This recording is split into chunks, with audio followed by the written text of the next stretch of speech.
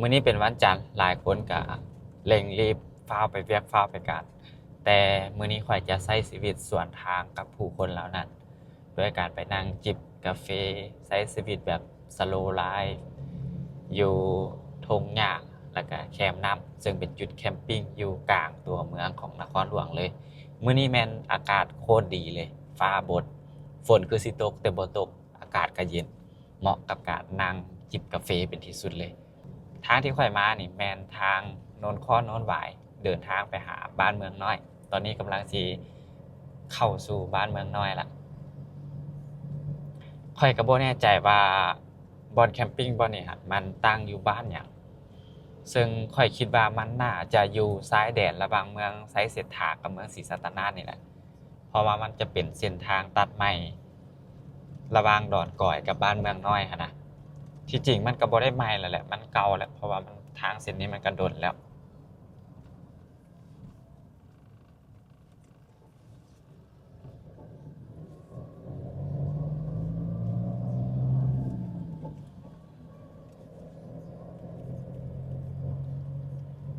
แต่ว่าก่อนอื่นหมดนี่แม่นข้อยต้องได้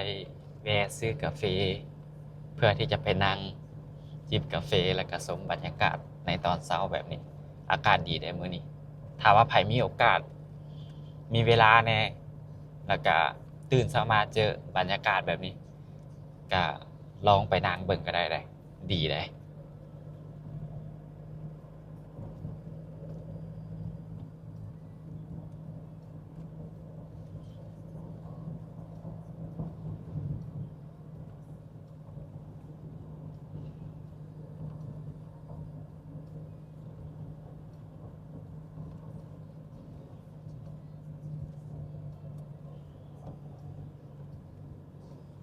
จะได้มีร้านกาแฟอยู่ทางหน้าเดี๋ยวสิแวะซื้อกาแฟจากจอกก่อน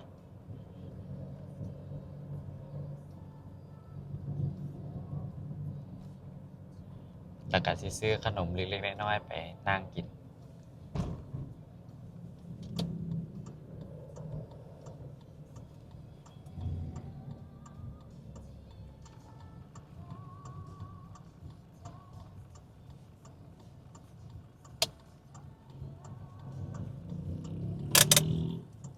โอเคแต่โอเคเดี๋ยวตอนนี้ลงไปซื้อกาแฟก่อนตอนนี้ได้กาแฟแล้วก็ของกินลิ้นเล็กๆน้อยๆวันนี้สิออกเดินทางต่อ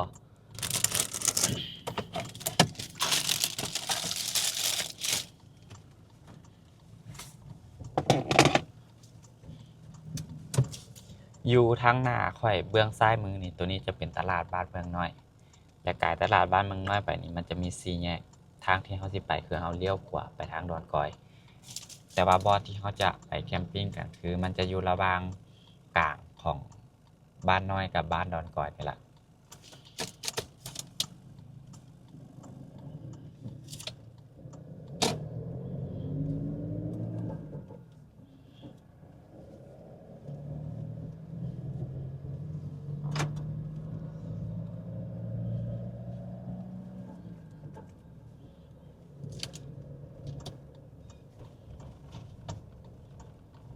4แยกตัวนี้เฮาเลี้ยวขวาเข้าเส้นทางตัดไปหาดอนกอย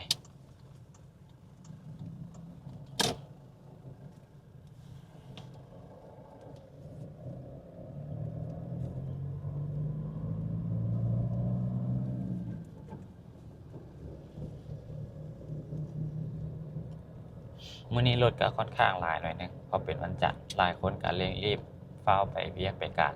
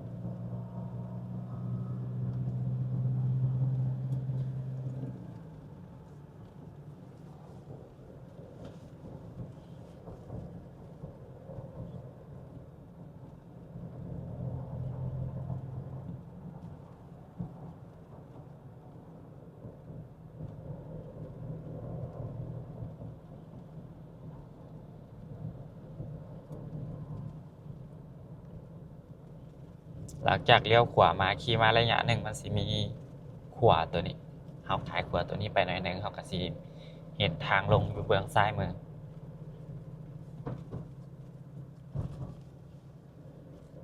เฮามาอยู่ขวาตัวนี้เฮาแนมไปเฮาก็สิเห็นวิวละเห็นวิวพอสมควรอยู่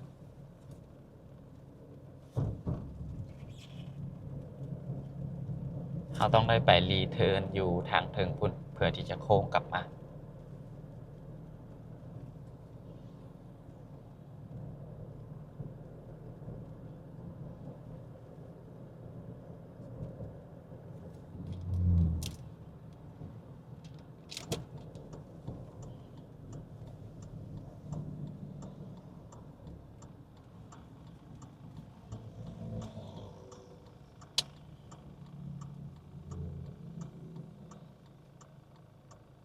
ถ้าไผมาแต่ทาง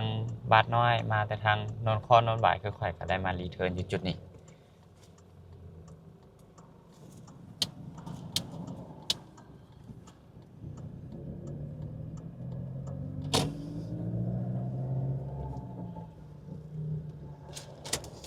รีเทิร์นมาหน่อยหนึงก็สิเห็นทางลงอยู่เบื้องขวามือนี่แหละเฮาก็โค้งลงไปตามทางนี้เลย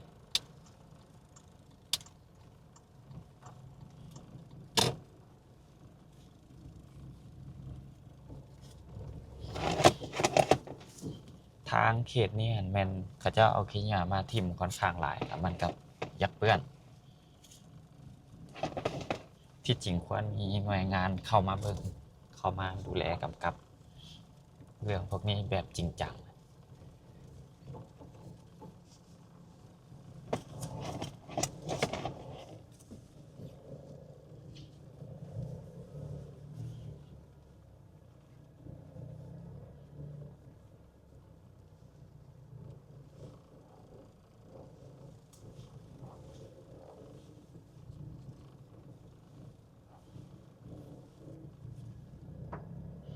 ทางเข้ามาก็จะเป็นประมาณนี้เลยเด้อเป็นทางดินแดงก็สิมีคุมมี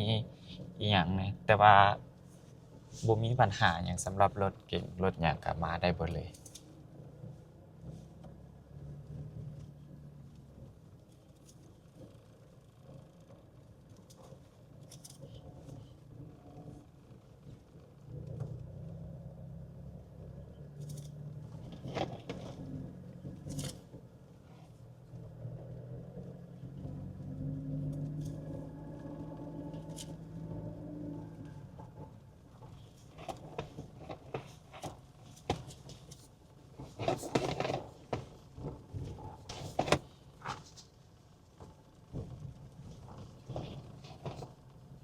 ตอนนี้เริ่มยับใกล้บ่อนที่เฮาจะแคมปิงแล้ว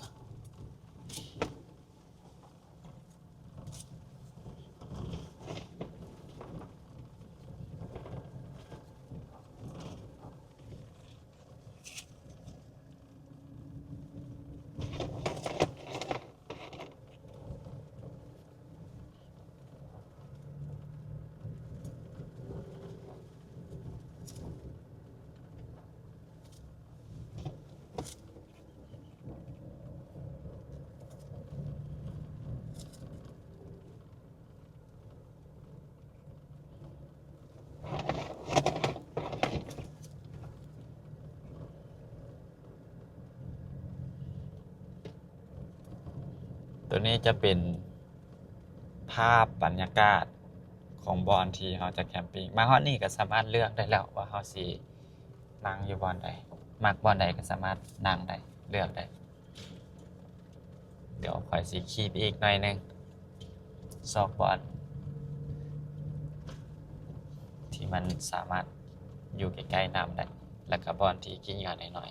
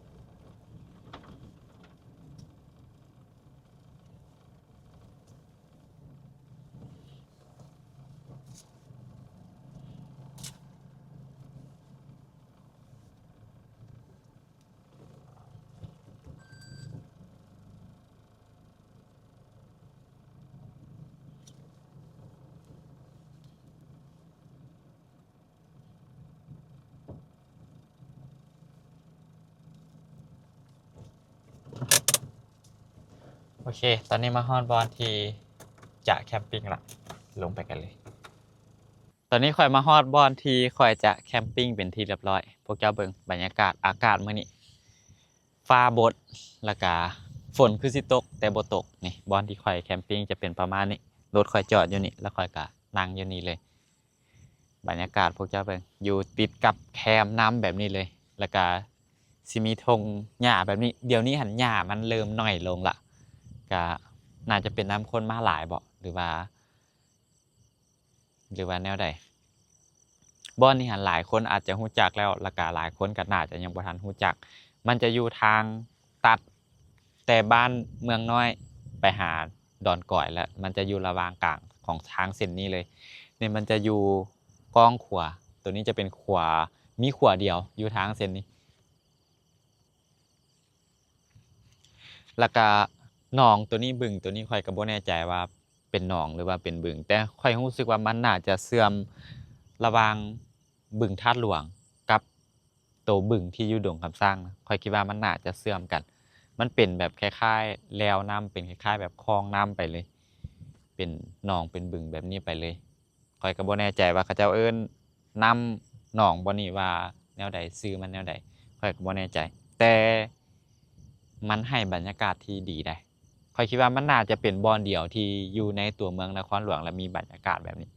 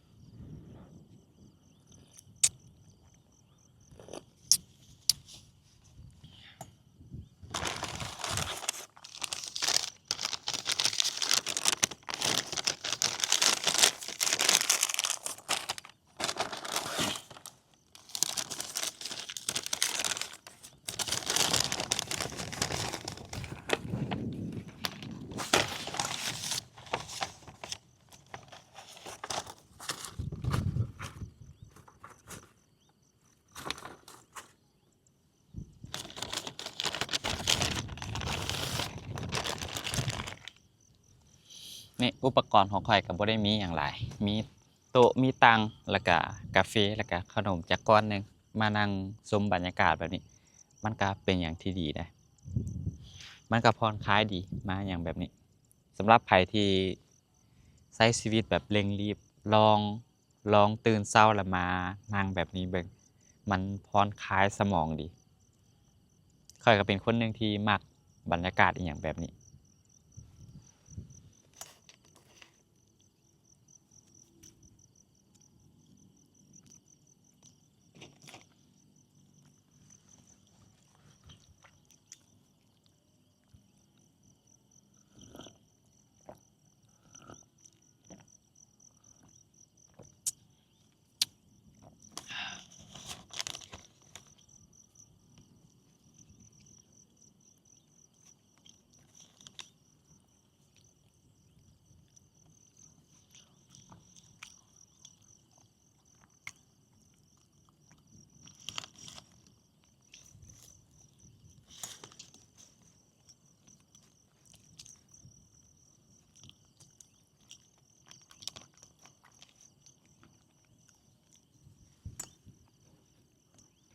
ข้อยคิดว่าน่าจะเป็นบ่อนเดียวที่อยู่ในกลางตัวเมืองของนครหลวงบ่อนนี้เห็นภาพแล้ว บ่อนนี้เห็นภาพแล้วหลายคนก็น่าจะคิดออกละว่ามันอยู่ไสบ่อนนี้หลายคนก็น่าจะรู้จักและหลายคนก็น่าจะบ่รู้จักบ่อนนี้หั้นแม่นข้อยเคยมาหลายเทื่อแล้วแต่ว่ายังบ่เคยมารีวิวจักเทื่อบ่อนนี้หั้นข้อยเคยมาหลายเทื่อแล้วทุกครั้งที่ข้อยมาบ่อนนี้หั้นน่ะ ข้อยบ่รู้สึกเลยว่ามันอยู่กลางตัวเมืองนครหลวงข้อยรู้สึกว่ามันอยู่เขตนอกๆออกไปหน่อยหนึ่งบรรยากาศแบบนี้อยู่ในตัวเมืองนครหลวงมันก็ค่อนข้างนับมือนับหายากไปเรื่อยๆ และหนองน้ำที่อยู่ทางข้างข่อยตัวนี้นี่ข่อยบ่แน่ใจว่าเขาเจ้าเอิ้นหนองน้ำหยังแต่ก็บ่ฮู้ว่ามันเป็นบึงอิหยังแต่ข่อยรู้สึกว่ามันน่าจะเชื่อมต่อระหว่างบึงท่าหลวงกับตัวบึงที่อยู่ดวงคำสร้างข่อยคิดว่ามันน่าจะเชื่อมกัน มันจะเปลี่ยนไปคล้ายๆคือคลองน้ำคูน้ำยาวไปจนไปฮอดดงคำสร้างพุ่นล่ะพวกเจ้าเบิ่งบรรยากาศตอนเช้ามื้อนี้โคตรดีเลยฟ้ากะครึ้มเบิ่งคือฝนสิตกแต่ก็บ่ตกเย็นขนาดมื้อนี้คัน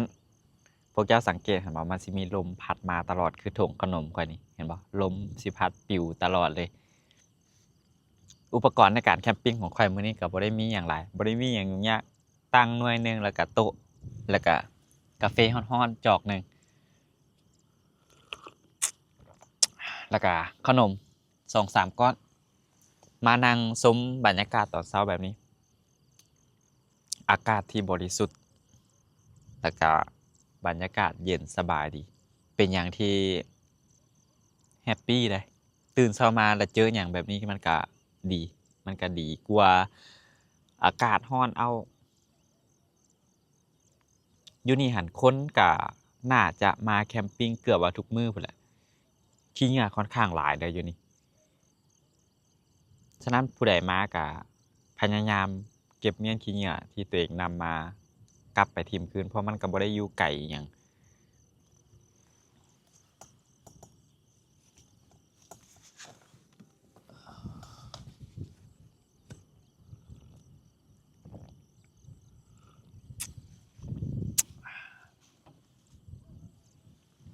บ่อนนี้หั้นบ่เป็นเพียงแต่บ่อนให้เฮามานั่งแคมปิงบ่เป็นเพียงแต่บ่อนชมวิวที่เฮาสามารถเบิ่งทุ่งหญ้าเบิ่งบึงเบิ่งหนองน้ำแบบนี้ได้แต่มันยังเป็นบ่อนทำมาหากินของประชาชนเขตนี้นำฉะนั้นไผมาก็พยายามรักษาความสะอาดหน่อยหนึ่ง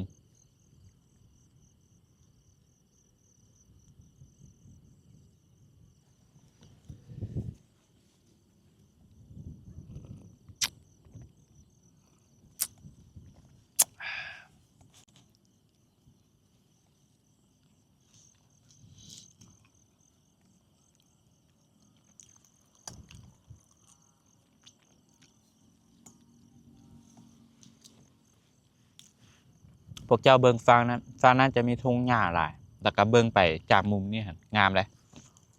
แต่ว่าฟากที่ข้อยนั่งอยู่นี่แม่นฟากนี้หญ้ามันเริ่มน้อยลงแล้วอาจจะเป็นนำคนมาหลายแล้วเขาเจ้าก็ถิ้มขี้เหงื่อสะสายแล้วก็รถเหยียบแหน่คนเหยียบแหน่มันก็ตายไปแหน่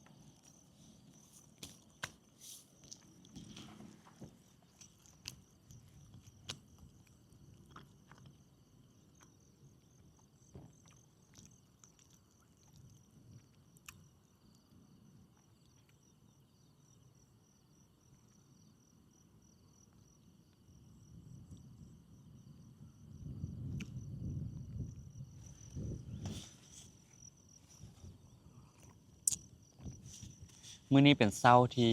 ดีที่สุดมื้อหนึ่ง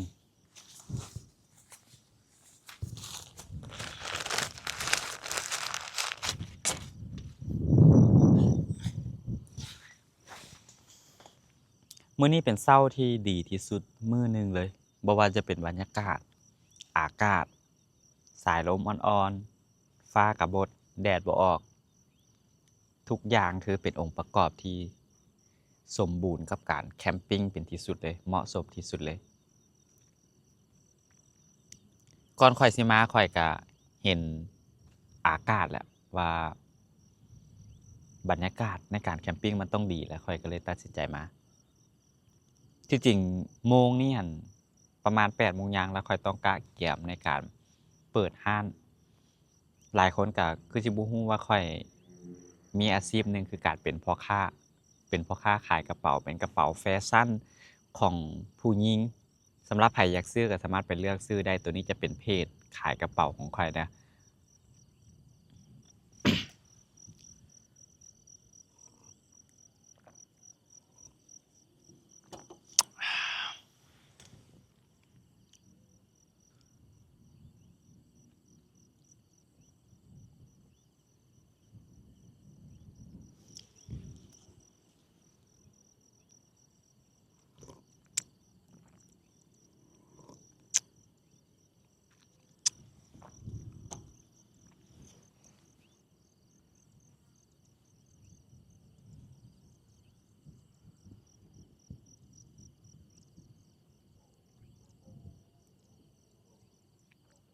ถ้าว่าไผมาตอนเช้าๆแบบนี้หรือว่าตอนแรงๆบางครั้งก็สิได้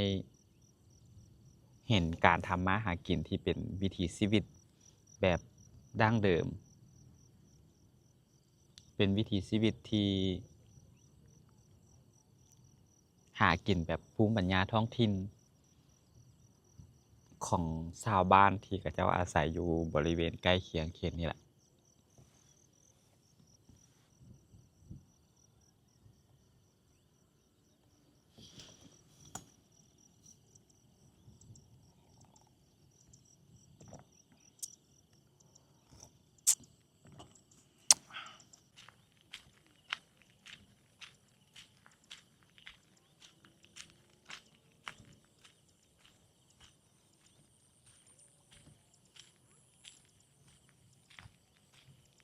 ได้บ่พอ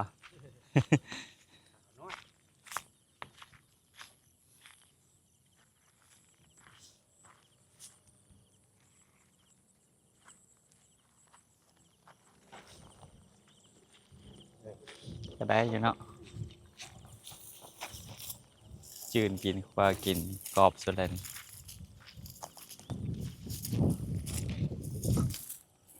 โอ้ปลาปลาใหญ่ก็ได้อยู่เนาะปลาดุกปลาหยังบ่บ่มีประโยชน์เป็นปลาครับปลาปลาข้อหวานนี่บ่ตัวหลายปลาดูดฝุ่นปลาดุกซุน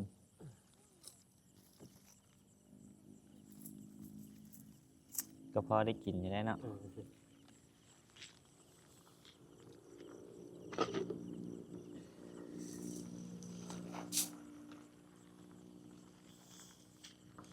บึงตัวนี้มันไปฮอดดงคำสร้างพุ่นว่ะ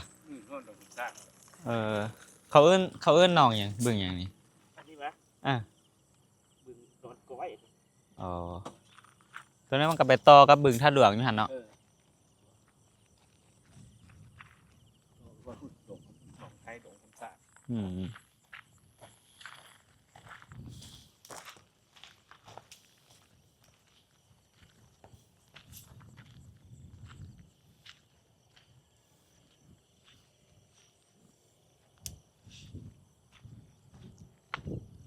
เอาปลาข้อไว้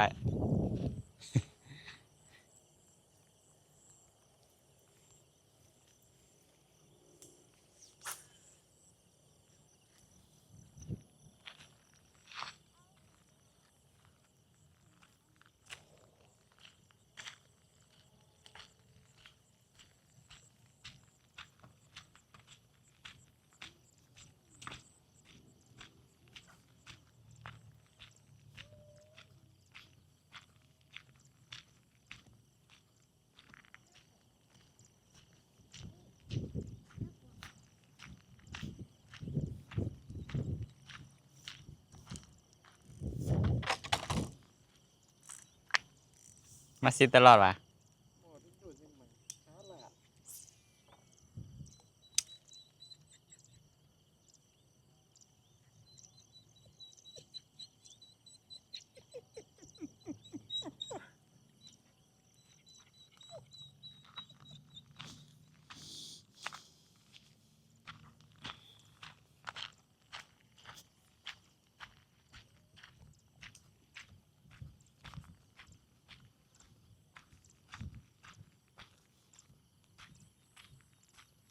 บ่อนนี้ข้อยคิดว่าน่าจะเป็นจุดที่เลิกที่สุดสำหรับบ่อนแคมปิงอยู่ดอนก่อยนี่ล่ะ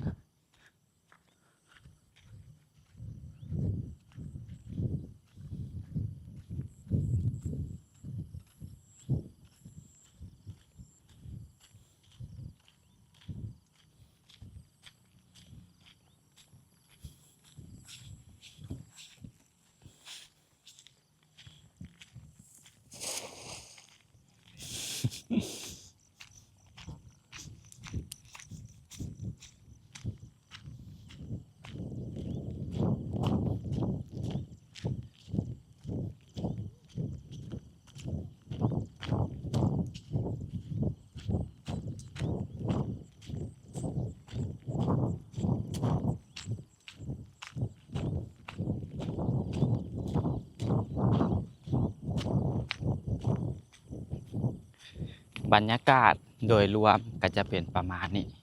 มันจะมีทางแบบนี้เป็นทางรถให้เฮาขี่เข้ามารถข้อยหันจอดอยู่ลุมพุทธเมื่อกี้นี่ข้อยย่างขึ้นมาทางเทิงมาเบิ่งพอตู้เราเอาพวงแห่แล้วก็มีเด็กน้อยเขาเจ้าก็มาสิบเบ็ดอยู่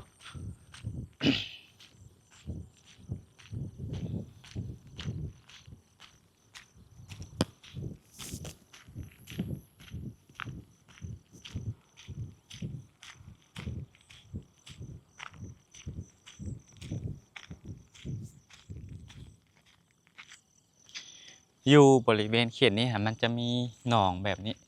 เป็นบอนเป็นบอนไปมันจะเป็นหนองเป็นดอกบัวน้อยๆดอกบัวสีขาวเป็นจุดเป็นจุดไป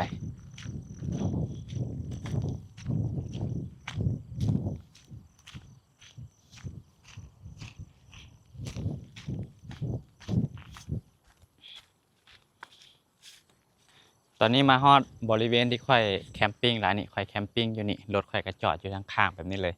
บริเวณนี้ก็สิเป็นประมาณนี้จะเป็นทงหญ้าแบบนี้แล้วก็อยู่ติดกับแคมป์น้ำแบบนี้เลยบรรยากาศก็จะเป็นประมาณนี้นี่มานั่งแคมปิ้งตอนแรงหรือว่าตอนเช้าแมนบรรยากาศดีถ้าว่าตอนสวยมื้อใดแดดออกแมนบ่เหมาะสมเพราะว่ามันบ่ได้มีต้นไม้ใหญ่บังแดดให้มันจะเป็นทุ่งหญ้าแล้วก็มันจะเป็นคล้ายๆทุ่งหญ้าแล้วก็มีบึงน้ำแบบนี้หนองน้ำแบบนี้แปลนไปเลยบ่มีต้นไม้ใหญ่บังแดดให้ฉะนั้นใครอยากมาก็เลือกมาตอนเช้าหรือว่าตอนแรงตอนที่แดดบ่ออกฟ้าบดแบบนี้มันเหมาะสมที่สุดเลยมื้อนี้อากาศโคตรดีเลยมีลมพัดมาตลอดเวลาเลยเพราะว่าฟ้าบดแน่เบิ่งคือฝนสิตกแต่ก็บ่ได้ตกฟ้าครึ้มไปเลยมื้อนี้น่าจะตกอยู่เขตอื่นแต่ว่าเขตนี้บ่ได้ตกข้อยบ่แน่ใจว่าอยู่ในกล้องสิแนมเห็นบ่แนมเห็นไกลๆตัวนั้นจะเป็นขัวแล้วก็เป็นทางที่คนเที่ยวไปเที่ยวมาระหว่างทางตัดไปดอนก่อยกับบ้านเมืองน้อยนี้และมันสิตั้งอยู่ระหว่างกลางของทางเส้นนี้เลยจะตั้งอยู่ก้องขวาทางลงมันก็อยู่ข้างๆกับขวาแหละขี่ลงมาหน่อยหนึงก็สิได้เจอกับธงหญ้าแบบนี้แล้วก็หนองน้ำบึงน้ำแบบนี้ฝั่งนั้นธงฝั่งนั้นหันหญ้าอยากขึ้นหลายแล้วมันก็งามอยู่เฮามานั่งฝั่งนี้โอเคกว่าเพราะว่ามันมีทางลงมาฝั่งนั้นหั้นมันบ่มีทางไปเฮานั่งชมวิวอยู่นี่ก็โอเคแล้ว